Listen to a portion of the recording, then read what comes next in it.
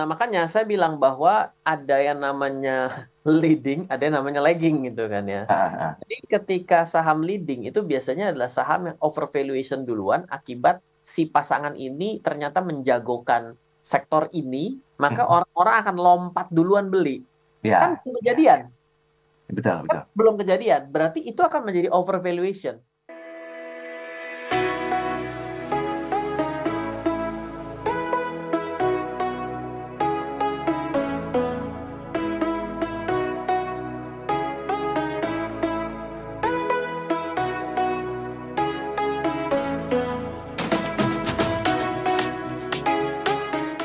Ya, selamat malam Mas Daril, selamat malam kepada smart listeners dan juga selamat Natal. Oke, baiklah. Terima kasih Mas Ren waktunya. Mas Ryan, Ya, jelang pemilu 2024, euforianya terasa dari mulai debat capres, cawapres, sampai pertanyaan-pertanyaan yang berhubungan dengan investasi pun dilancarkan ya oleh ya. beberapa kubu, sehingga Mhm. kayaknya ini mampu menjadikan sebuah pengharapan visi misi Indonesia ke depan. Singkat saja, Mas Ryan, tentang hal tersebut yang mungkin sempat dilihat di debat capres dan juga cawapres. Iya, saya ambil angle yang lain ya untuk Hmm. memberikan satu informasi bahwa ini adalah salah satu dari sekian banyak yang mungkin akan mempengaruhi pasar. Jadi sebenarnya yang namanya event lah, saya boleh bilang ini namanya bagian dari pasar itu disebut sebagai event gitu. Jadi Oke. event-event seperti ini ada event nasional, ada event internasional lah. Sama kalau kita nonton mau balap gitu ya, ada balap lokal, ada balap internasional gitu kan. Hmm. Ini juga event lokal kita itu yang mungkin akan mempengaruhi dari berbagai macam kemungkinan dalam kita berinvestasi di Indonesia. Hmm. Karena ini akan menjadi satu penentuan ya, siapa yang akan menahkodai dan memimpin Indonesia dalam Betul. 4 tahun kemudian gitu ya. Nah, Ya. itulah 5 tahun dan itulah yang akan kita jadi tertukar sama Amerika gitu ya. Hmm. Amerika juga sama di 2024 tapi di bulan November. Nah, kalau Amerika lebih ke internasional. Hmm. Jadi kita bisa melihat ya ada pemilu yang diadakan di Indonesia. Nah, di Amerika juga ada kebetulan overlap gitu dalam 1 tahun Hmm. yang sama. Tapi Oke. kalau Indonesia lebih kepada nasional, kalau Amerika dari internasional. Nah, ini dua-duanya akan sama-sama berpengaruh terhadap iklim investasi di Indonesia. Hmm. Seperti itu. Oke, Gitu ya. berarti bisa dikatakan bahwa apa yang menentukan nasib sebuah bangsa itu tergantung bagaimana pemikiran para petinggi dan juga orang-orang yang kuat di bidangnya sehubungan dengan dunia investasi. Mengarah ke situ nggak kira-kira hasilnya nanti? Oke, saya mau bikin satu, tiba-tiba jadi kesimpulan ya. Jadi gini, em, kalau saya punya data tuh ya, Mas Daril, Ya. itu pemilu tuh ada beberapa yang sudah mulai saya capture itu dari Juni 1999. Oke. Lalu tambahkan lagi Juli 2004, ada April 2009, ya kan? Lalu seterusnya sampai dengan yang hari. Ternyata di Indonesia ini mau pemilunya itu pemenangnya siapa, itu dalam 6 bulan menuju pemilu dan setelah 6 bulan setelah terpilihnya, dengan berbagai macam terjadinya sesuatu yang mungkin kontroversi, ada Hmm. apapun di pemilu tersebut, ternyata selalu mengalami kenaikan Hmm. dari sebelum dan setelahnya gitu. Jadi ternyata kalau event lokal kita, pemilu kita, itu secara iklim investasi itu jadi iklim yang bagus. Hmm. Hmm. Walaupun kita melihat bahwa dalam pemilu sebelumnya sempat rame, Hmm. tapi ternyata sudut pandang investor begini, ah sudah terpilihlah presidennya. Hmm. Hmm. Hmm. Mari kita mulai berbisnis lagi. Oke. Itu yang bisa terlihat di sini. Tapi kalau Ya. kita mau berbicara dengan sudut pandang di Amerika, Hmm. jadi agak sedikit berbeda ini. Seperti Hmm. itu. Oke, ini menarik nih quote-nya nih. Ah, sudah terpilihlah presidennya. Mari kita berbisnis lagi. Ya. Peluangnya ada dua, Mas Rian. Dari Mhm. pemikiran saya, apakah memang bentuk investasi atau ragam investasi yang dilakukan sebelum presiden baru terpilih itu justru cukup menjanjikan ketika presiden baru itu sudah terpilih, sehingga ada kesempatan lah untuk melanjutkan investasi di tahun-tahun berikutnya. Ah, oke. Nah, kalau saya ngelihat, ini kita susah ya kalau mau ngomong tuh kita mesti ambil apa sektornya gitu. Apa sahamkah instrumennya gitu ya. Nah, Oke, kita coba ambil yang saham dulu ya. Kalau saham ya. itu kan sektoralnya begitu gampang ditunjuk gitu ya. Kalau kita melihat dari pertama kali Presiden Jokowi itu akhirnya dicalonkan pada saat itu, saya ingat banget itu saham-saham berbasis infrastruktur itu terbang ke bulan. sama sekali. Gitu. Nah, jadi apa yang menjadi suatu kesimpulan pada saat itu adalah ternyata presiden yang dicalonkan itu punya perbedaan dari sektor-sektor mana yang akan dianggap sebagai sektor unggulan bagi mereka. Oke. Ya kan, kalau presiden sekarang ada 3 calon presiden semuanya punya pemikiran yang sama, ya berarti nggak ada nilai jual dong.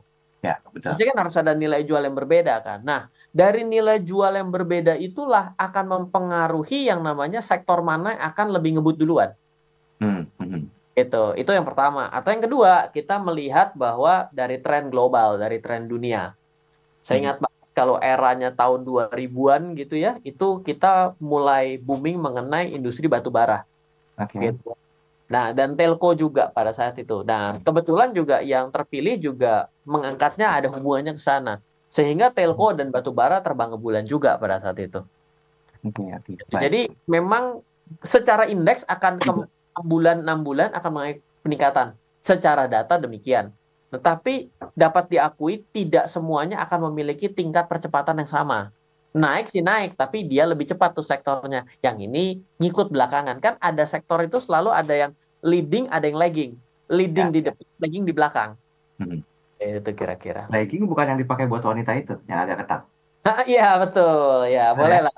Saya jadi bingung ya, saya mau ngelawan apa ya? Legging sama apa? Kita break dulu deh buat cari padanannya ya. Karena ini menarik gitu ya. Kalau kita melihat dari debat capres atau debat cawapres di beberapa periode yang lalu, kan masing-masing pasangan itu punya visi misinya. Ini nanti Ya, kita akan coba relatekan ya Mas. Ya. Nanti saya akan coba spill sedikit misinya. ya, Nomor satu itu apa, dua apa, nomor tiga juga apa, dan akan dikerucutkan dengan pengait di dunia investasi. Kalau tadi ya. Mas mengatakan di zaman Pak Jokowi terpilih saat itu Hmm, infrastruktur, sorry, saham yang berhubungan dengan infrastruktur itu terbang tinggi gitu sehingga kayaknya ya, sebuah pengharapan. Nah, bagaimana relasinya hubungannya dengan visi misi capres dan cawapres di pilpres kali ini? Nanti kita spill ya di sesi ya, berikutnya. Mengusung masing-masing visinya. Kalau boleh saya spill sedikit dari visinya Anies Caimin, itu adalah Indonesia adil dan makmur untuk semuanya. Sementara itu Ganjar dan juga Mahfud MD ini mengusung visi menuju Indonesia unggul, gerak cepat mewujudkan negara maritim yang adil dan juga lestari. Nah, sementara dari incumbent sendiri mengusung visi-visi bersama Indonesia Maju menuju Indonesia Emas 2045. Nah, tiga ini sebetulnya akan mengkerucut ke sebuah bentuk investasi. Merujuk dari statementnya Mas Ryan Filbert tadi di sesi pertama, bahwa ketika zaman Pak Jokowi terpilih, itu saham infrastruktur betul-betul menjanjikan dan mengistilahkan terbang ke bulan. So, dari tiga visi misi yang berbeda-beda ini, Mas Ryan, saya yakin sih mengkerucut kepada kemajuan Indonesia dari sisi ya. ekonomi dan juga turunan lainnya. Apa kira-kira hal yang menjadi sebuah perhatian sehingga investasi itu masih bisa berlanjut di Pilpres 2024 nanti?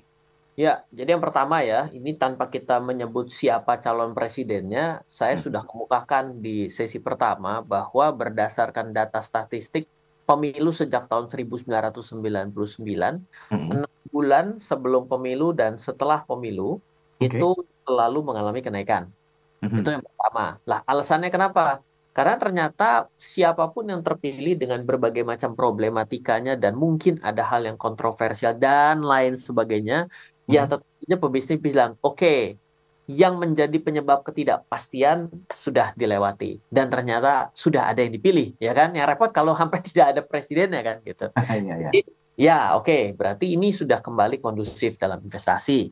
Lalu saya tadi kemukakan sekali lagi, jangan lupa bahwa pemilu di Indonesia itu adalah pemilu lokal ya, artinya Ya. berlaku dan akan menjadi ya sesuatu yang akan diperhitungkan di mata nasional. Yang menjadi Berbeda penyebab dengan tidak. kita, berbeda dengan kita, kenapa Mas?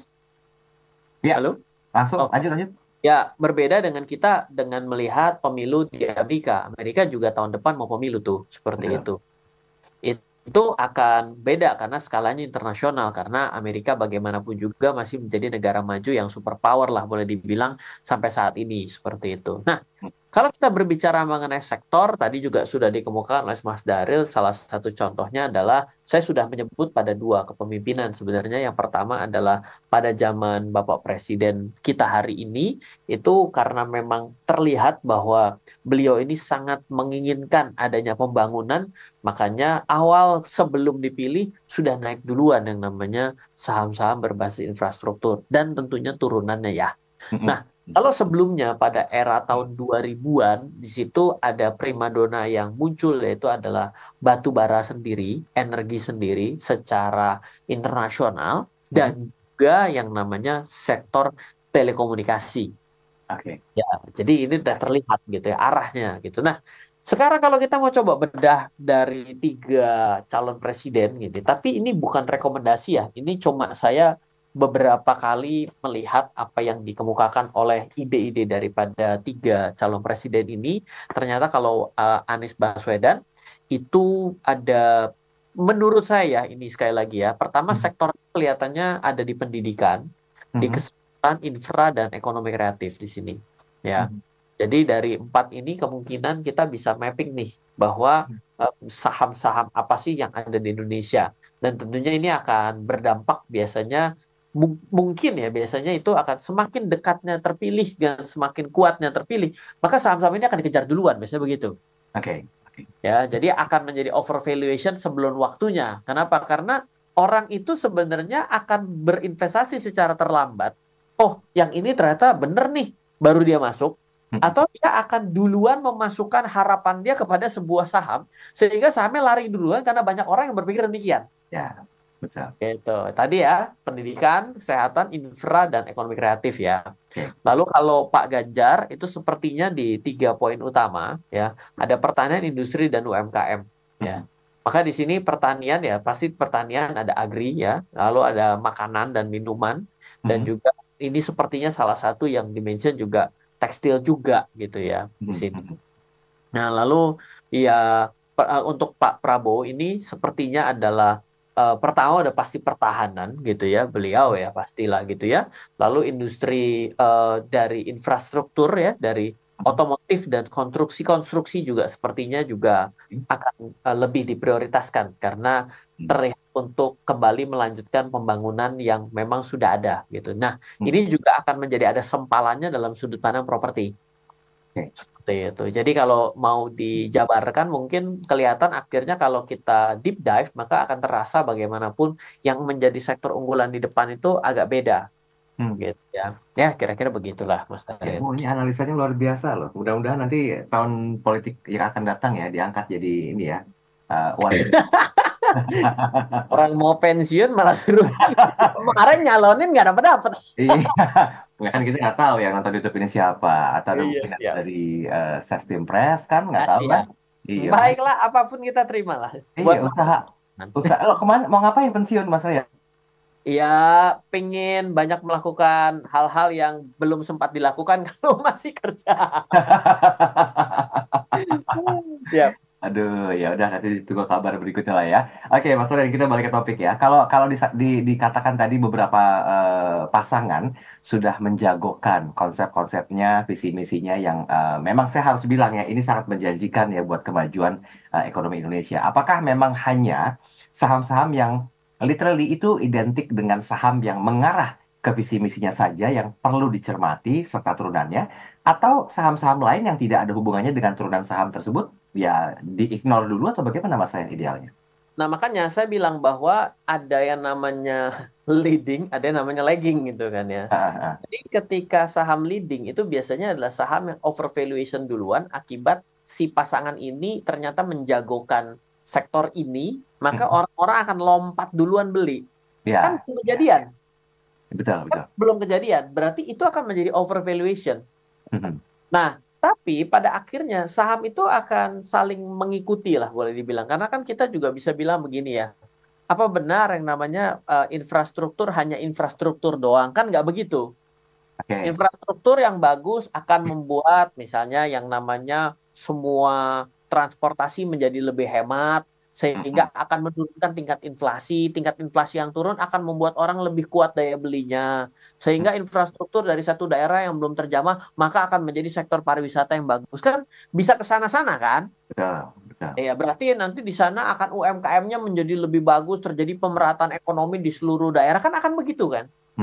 Nah, itu ya berarti yang di belakang itu yang akan terlambat. Nah, yang di belakang terlambat itu yang disebut sebagai lagging. Lagging itu apa? Itu adalah sesuatu yang mungkin orang kadang-kadang suka bilang, oh ini adalah salah harga nih, ini under value nih.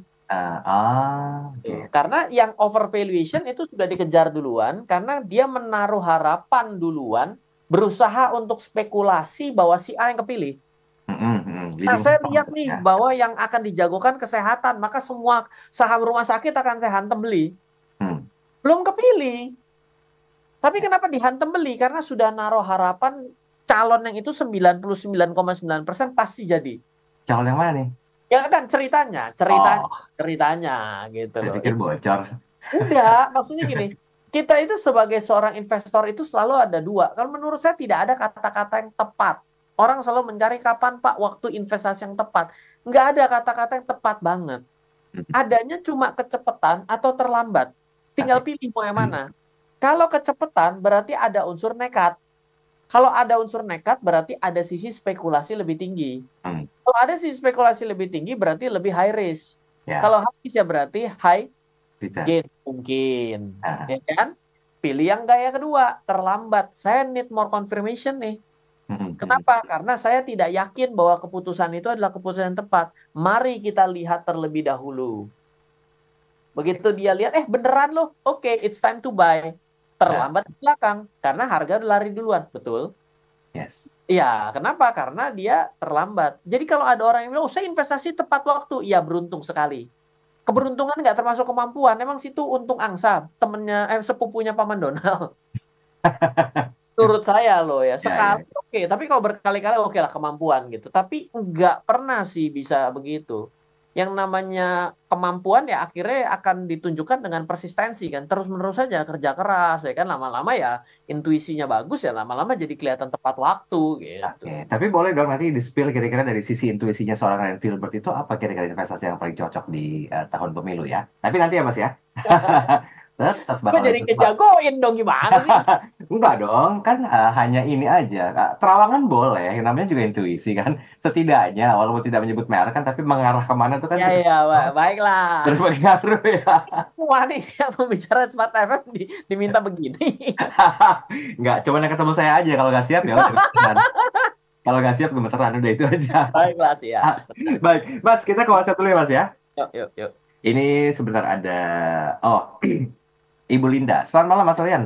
Di Boleh tengah dah. libur bersama, seru juga dengan Smart FM yang ngomongin masalah investasi jelang tahun pemilu 2024. Saya mau Ya. nanya kira-kira, apakah bentuk angin segar yang dijanjikan oleh para capres dan cawapres ini dalam kontekstual pemilu itu bisa betul-betul menjanjikan untuk memajukan satu sektor investasi di Indonesia yang cukup untuk mendongkrak ekonomi Indonesia?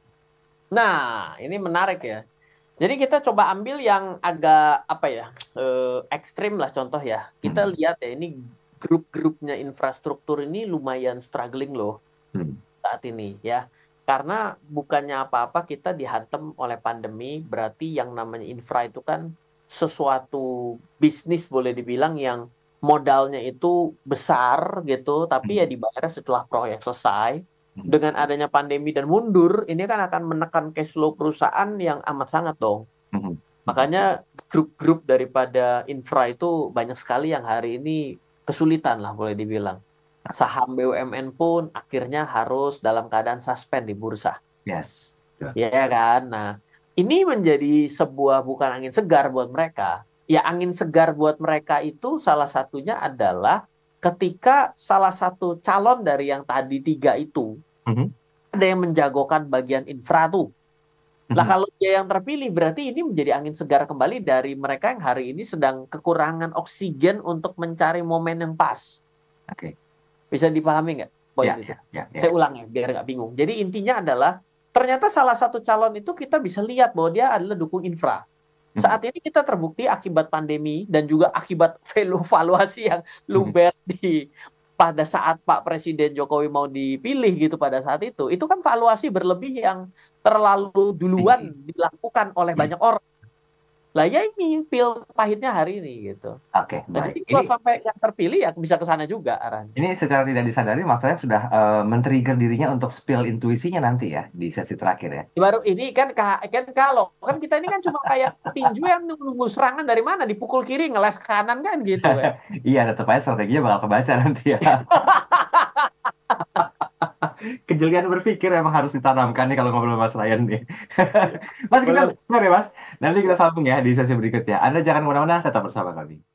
Eh, ada tiga calon pasangan yang saling berdebat untuk bisa memberikan satu kontribusi khususnya terhadap kemajuan ekonomi Indonesia pada umumnya, karena tiga-tiganya pasti punya visi misi yang diusung bersama dari sisi incumbent mungkin challengers dan juga dua challengers lainnya. Nah, ini yang membuat kita bingung gitu loh, mana yang mungkin tiba-tiba menjadi sebuah angin segar, karena tadi betul yang disampaikan Mas Sayan, dengan gambaran visi misi ini saja otomatis sudah men-trigger beberapa saham-saham yang identik dengan visi misi presiden itu yang akan diburu langsung oleh para investor. Walaupun ini kadang-kadang masih blur atau gray area ya atau abu-abu, sehingga menjadikan ini sebagai sebuah cara yang jeli melihat dengan sisi kreativitas dari para investor untuk menentukan saham mana yang pas.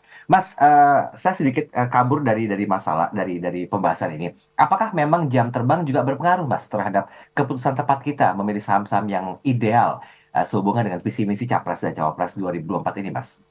Iya, memang pada akhirnya investasi itu kalau kita mau bilang dengan cara yang gampang, kita bilang investasi itu tidak perlu terlalu sulit lah. Boleh dibilang, ya yang penting siapin uangnya, lakukan secara berkala, investasi Oke. secara disiplin.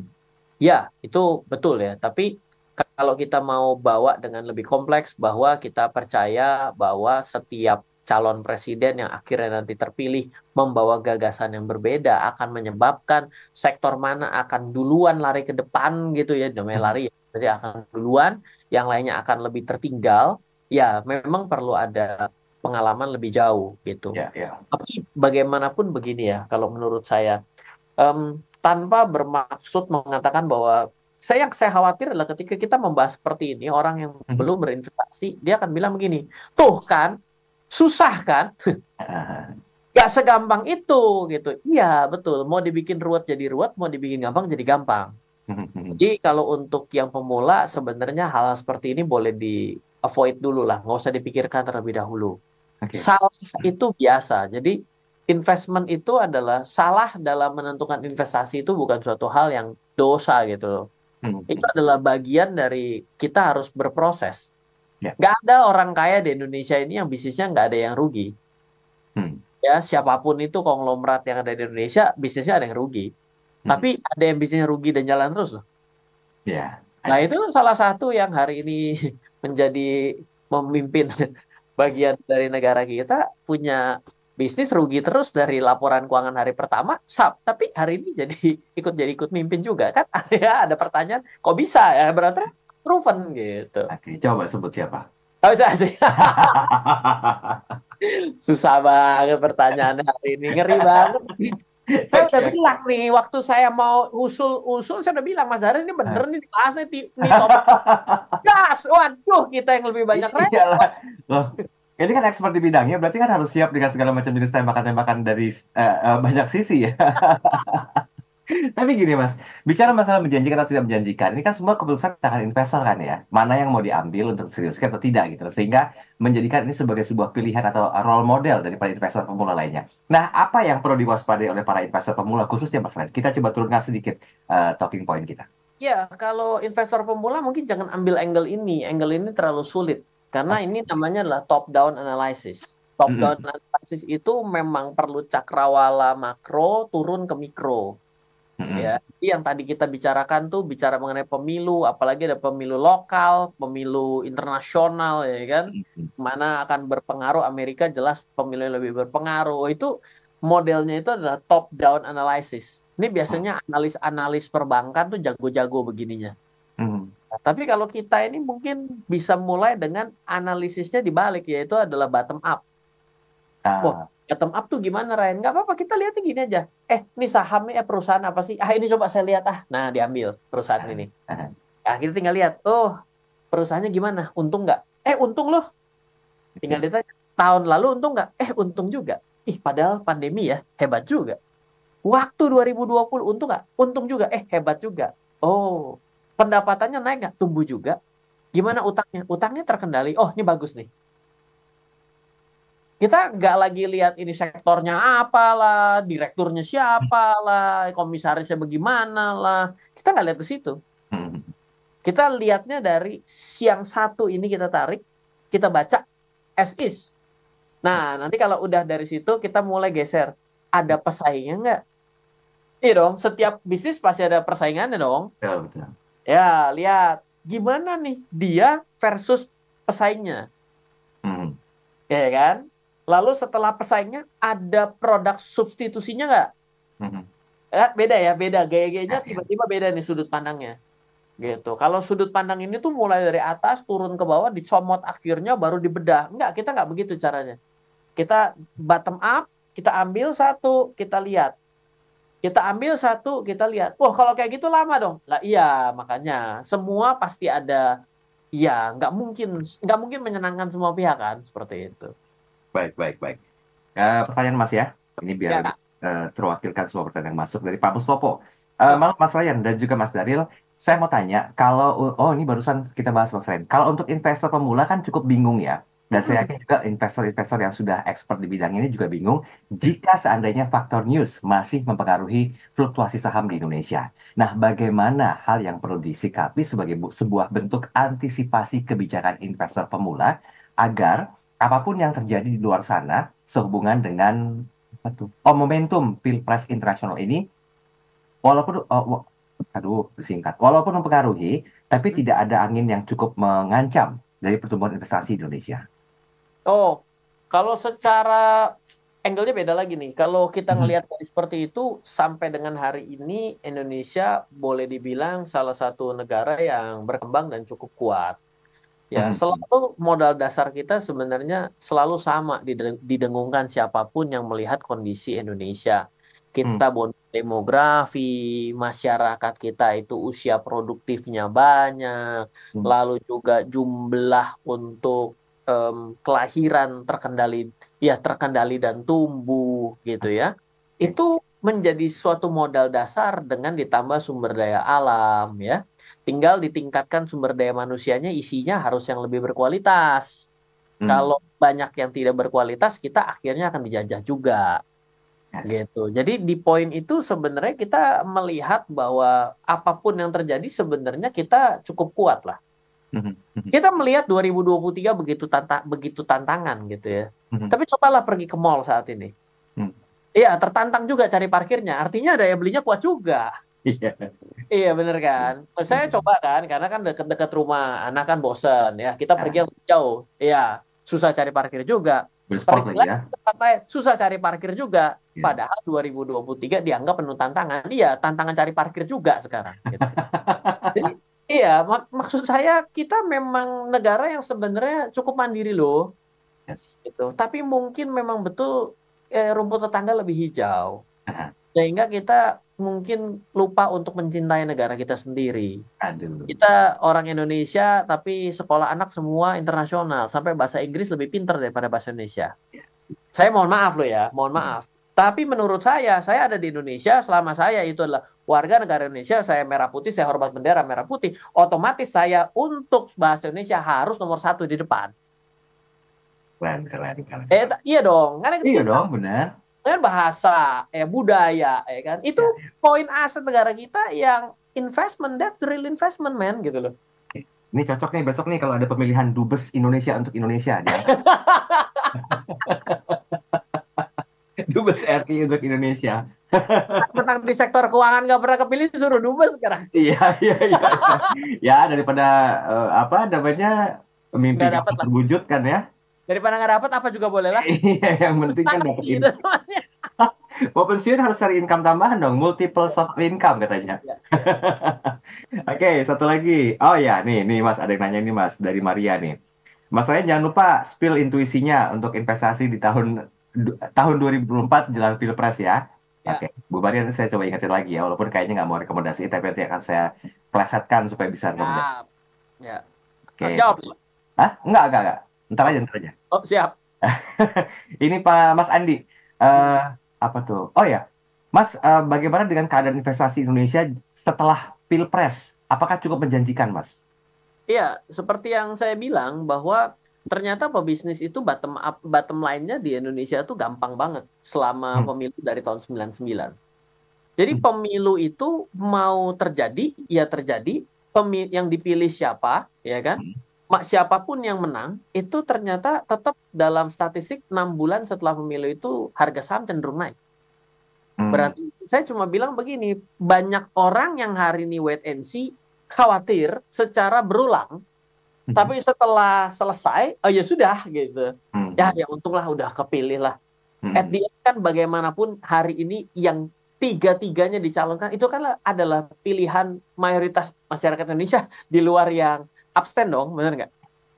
Artinya kan pasti ada jagoan-jagoannya masing-masing gitu kan. Artinya ya sudah bisa nyampe tiga calon ya sudah pasti sudah top of the top layak kan gitu. Udah pasti gitu. Jadi ya bagaimanapun siapapun terpilih sebenarnya secara iklim investasi akan tumbuh. Bedanya sektornya aja duluan Ya. yang mana. Oke, baik. Beri sebentar ya, Mas. Mas Ryan, mungkin daripada ntar saya lupa nih, tadi perhatian Bu Maria. Spill dong saham-saham yang direkomendasikan oleh Mas Ryan sesuai dengan intuisinya. Sekarang aja Oke, boleh? ya. Baik, ini kalau kita langsung sebut ini ya dari pasangan-pasangannya ya biar coba Ya. kita lihat ya. Yang pertama kalau dari Pak Anies Baswedan itu kemungkinan akan melanjutkan sektor dari pariwisata dan juga teknologi informasi. Oke. Kalau bicara mengenai sektor manufaktur, sepertinya ada juga ke sana, tapi kayaknya manufaktur ini lumayan terdampak ya di dalam pandemi ya, sehingga recovery-nya mungkin lebih lambat karena tidak segampang pariwisata, karena pariwisata kelihatan sekali begitu pembatasan dicabut, memang nggak percaya coba pergi ke Bali ya sekarang. Hmm. Waduh, itu membludak luar biasa gitu. Nah, teknologi informasi ini kan sempat ya lumayan lah ya akibat pandemi, investornya juga pada mulai cabut-cabut gitu ya. Saya rasa ini juga menjadi saatnya rebalancing kembali gitu ya. Nah, kalau kita bicara dari Pak Ganjar, kelihatannya ini yang menjadi gas utama ini adalah UMKM. Nah, kalau Hmm. UMKM maka kelanjutan dari papan akselerasi yang ada di Bursa Efek Indonesia dengan Hmm. segala kemudahan yang ada di pembuatan IPO Go Public di Indonesia sepertinya Hmm. ini akan menjadi sejalan dengan program Pak Ganjar nih. Jadi Ya. boleh bilang IPO UMKM masuk bursa mungkin akan menjadi jauh lebih reasonable di sini. Oke. Lalu kalau kita bicara mengenai untuk kepemimpinan Pak Prabowo di sini, kalau saya lihat sebenarnya ada dua kata kunci adalah otomotif dan konstruksi, gitu Ya. ya. Karena adanya pembangunan kembali menjadi program pencanangan kembali, artinya melanjutkan pembangunan-pembangunan yang ada yang saat ini mungkin kehilangan momentum, bisa mendapatkan momentum segar di sini karena lebih ada program masa depan yang bisa kita lihat lah dalam 5 tahun ke depan seperti itu. Sedangkan yang otomotif kita juga lihat sebenarnya hari ini trennya otomotif itu, wah ini jadi, waduh repot juga ya. Ini Pak Prabowo, kalau kemarin Mas Gibran juga ngomong, sepertinya Mas Gibran ini juga ya anak muda, boleh dibilang sumuran saya.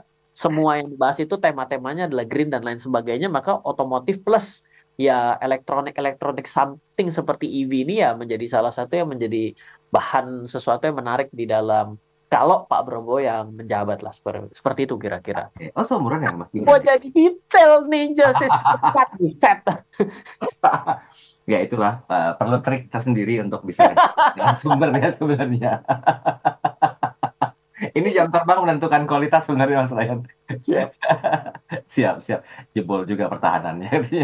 Nggak apa-apa ya kan. Tapi kan kita Gak apa-apa. sebut nama sahamnya, tapi kan kita lihat outlooknya ya. Karena Itu dia. bagaimanapun ini sesuatu yang penting membuat kita terbiasa. Kita itu bisa karena biasa.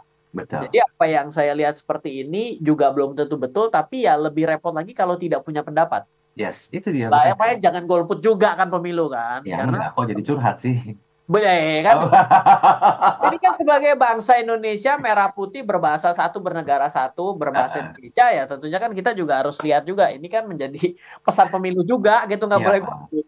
Iya, nanti habis pensiun diangkat dari tim Watim Pres, tenang aja. Dari sisi ekonomi ya. Baik. Baik. Mas, kita ke WhatsApp lagi, Mas ya. Ini Ayo. sudah ada Ibu Susi. Selamat Ya. pagi. Selamat pagi. Semangat pagi, Mas Ryan dan juga Mas Yes. Bril. Seru dengerinnya, temanya serius tapi di bawah sesantai mungkin dan ini cukup mengedukatif. Saya ingin Ya, tanyakan, oh ini masuk ke buku nih, sebenarnya belum jatahnya masuk ke buku tapi kita buka sekarang aja deh. Mas kira-kira dengan tema dan bahasan malam hari ini, buku apa yang cocok untuk dibaca dari sekian banyak buku, 23 buku yang Mas Ryan terbitkan, sehubungan dengan jenis investasi ya, pilihan? Apakah ada rekomendasi? ya. Ya, satu-satunya buku saya yang top down analysis itu adalah buku Investor Blueprint. Buku saya yang ke-10 warna biru namanya Investor Blueprint ya. Ya. Cuma sepertinya mulai langka. Saya juga lagi request untuk naik cetak kembali. Jadi mungkin harus ke Gramedia Digital kalau mau Mhm. direct atau bisa hubungi DM saya. Saya akan hubungkan ke tim saya yang memang punya stok buku.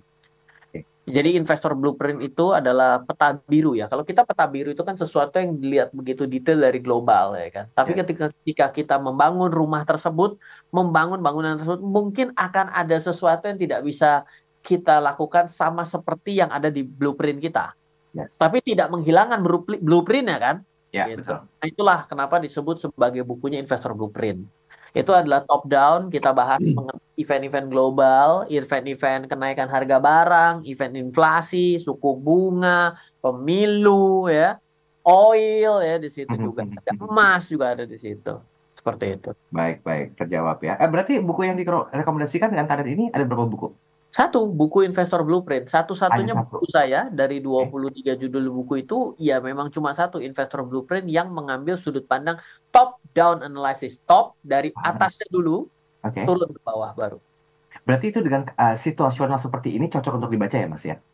Ya kalau analisa tuh ada dua ya, yang top Mhm. down, bottom up. Jadi kalau yang sukanya pemula mau lihat dari bottom up, mungkin buku ini akan terlalu ngelihat seperti orang lagi ngelihat di puncak gunung gitu ngelihat ke bawah ya. Semuanya kecil semua gitu. Nah, mungkin pemula yang kayak saya dulu belajar, saya nggak suka gaya itu. Oh, Tapi ada orang yang suka dengan gaya seperti itu. Biasanya orang-orang statistik ya, orang-orang yang sifatnya makro ya, orang yang melihat risk management di awal itu lebih suka cara itu. Tapi kalau saya dulu belajar, saya nggak nafsu belajar top down. Saya lebih oh. suka mulainya adalah show me the money. Ayo sini lihat barang-barangnya. Oh saham ini jelek karena rugi. Oh saham ini bagus karena apa ruginya mengecil. Nah, itu lebih nafsu di situ gitu. Jadi setiap orang punya gaya sendiri untuk menganalisa gitu. Oke, Mas, satu lagi nih. Ini ada Ibu Tia. Benar ya, terakhir nih ya. Oh ya, benar. Ayo. Ibu Tia menanyakan, kalau judul hari ini apa adalah investasi yang cocok jelang Pilpres 2024. Ya. Bagaimana dengan investasi yang cocok setelah Pilpres, Mas? Ya, kalau setelah Pilpres ya tadi ya saya bilang bahwa kalau kita misal ya umpama ini ternyata dua putaran gitu ya. Nah, itu maka akan menjadi semakin mengerucut kan dari tiga sisa dua kan cerita gitu ya. Ya, ya. Dan otomatis kan akan terlihat sekali yang satu ini oh ya udah programnya kita kesampingkan yang dua ini kan berarti orang berani berspekulasi nih. Hmm. Wah, yang A nih kayaknya pasti gitu. Wah, ya udah berarti dia akan coba untuk ambil posisi yang A dulu nih saham-saham A. Nah, berarti secara otomatis saham-saham yang ada di dalam program kerja si A ini akan terbang duluan. Oh, oke, Ya oke. kan? Berarti kan itu sebelum pemilu. Nah, yang perlu dilihat setelahnya adalah turunannya. Kan tadi ini kita contohin dah. Tadi kan yang pertama kan saya kasih contoh misalnya adalah sekarang ganti dengan makanan dan minuman. Sektornya Hmm. adalah consumer gitu ya. Hmm. Hmm. Berarti kalau sektor consumer yang menjadi program utama, mungkin di si presiden ini jadi sadar gini, oh makanan ya, oh ternyata nggak bisa juga nih, kita berarti harus bisa masuk ke dalam sektor pembiayaannya. Kenapa? Karena untuk makanan ini mereka kekurangan amunisi untuk stok modal. Hmm. Berarti perlu permodalan, oh berarti perbankan jadi tiba-tiba backup di belakang. Oh, tidak Bang. Yang kita akan unggulkan misalnya adalah karena kita juga bicara teknologi informasi adalah peer-to-peer lending. Peer-to-peer lending tidak boleh lagi bicara mengenai consumer. Mereka harus memasukkan 80% sektor produktif dan konsumtif. Hmm. Wah, berarti peer-to-peer. Tapi sayangnya peer-to-peer belum ada TBK. Tunggu saja perusahaan saya tahun depan TBK. Gila bisa Ah, di belakang. Kacau, kacau. persiapan pensiun yang tertunda nih kayaknya nih. Oke, udah cukup? Ya, maksudnya kalau kita bicara setelah berarti kan pemenangnya yang A nih misalnya atau yang Ah, B lah, jangan A nanti ada hubungannya dengan A, D ah, gitu. Ya, ah, kita pasti tertinggal nih. ah. Yang sudah dijagoan ini berarti kan ada sektor turunannya dong. Nah, sektor Hmm. turunan itu yang setelah pemilu gitu. Oh, itu capres nomor berapa berarti? Itu D tuh siapa? Gak ada tuh. Udah, kasihan ke pojok terus. Ayo, Susah ini. Udah dah. Kasih ya judul udah, nih. Bahaya. kita review aja deh. 2 menit terakhir. Silakan Mas Wilbert. Pada akhirnya investasi itu mau dianalisa bagaimanapun, yes, ada benar ada salah ya. Tapi ketika Anda menebak tanpa menganalisa, makanya Anda sebenarnya sedang berjudi, Oke, berspekulasi betul. gitu loh. Biasakanlah menganalisa. Hmm, Kenapa? Karena analisa itu membuat hari ini mungkin salah analisanya, besok analisa lagi, besok analisa lama-lama jadi tajam. hmm, hmm. Itulah tujuan dasarnya kenapa ada namanya analisa investasi. Oke, Karena analisa investasi itu bisa di-repeat kalau sudah terbiasa. Bisa diulang. ya. Tapi kalau orang yang hari ini benar, karena apa? Karena ya feeling aja. Hmm. Gimana cara ngajarinnya? Feeling aja dikuatin. Kan susah, nggak bisa. Gitu. Ya, Jadi ya. kita memang harus pertama mau coba untuk analisa. Yang kedua, Eh, ya jangan tertukar bahwa analisa itu ada yang dari atas turun ke bawah, makro ya. mikro, mikro makro. Hmm, Kalau ini cocok-cocokan juga. Kayak saya pertama kali belajar makro mikro nggak suka. hmm, hmm, hmm. Sukanya mikro mikro to makro. Nah, kita mesti kenal diri kita. Oh kayak gitu. Ini baru satu bicara mengenai saham loh. Kita belum berbicara dampaknya pemilu Amerika terkait dengan dunia kripto dan blockchain. Itu kan menjadi salah satu yang hari ini bahan jualan rame. Lalu juga awal tahun Amerika juga mau segera merilis ETF daripada cryptocurrency. Nah, itu Hmm. juga jadi event yang ada di sana dan ya presiden di sana kan terasa sekali kalau Om Donald Trump yang masuk jabat, wah itu kayaknya kripto bisa beda tuh ceritanya dibandingkan kondisi yang sekarang gitu. Nah itu juga sesuatu yang perlu kita lihat kalau kita mau internasional. Tambah panjang kan PR-nya. Waktunya 3 menit tinggal cukup nih. Well, ini thank you Mas Ren ya. Jadi buat Anda Ya, yang ingin dapatkan rekomendasi tipis-tipis dari investasi apa yang cocok, dibahas kok di perbincangan kali ini. Jadi Anda mesti tonton dan juga saksikan ulang tayangan ini. Yang mau share juga silakan. Dan kalau misalnya bermanfaat, Anda boleh simpan video ini untuk pembelajaran tentang bagaimana sih sebetulnya cara Jitu untuk menganalisa para investasi, apalagi jelang pemilu dan juga setelah pemilu. Mas Ryan, thank you waktunya.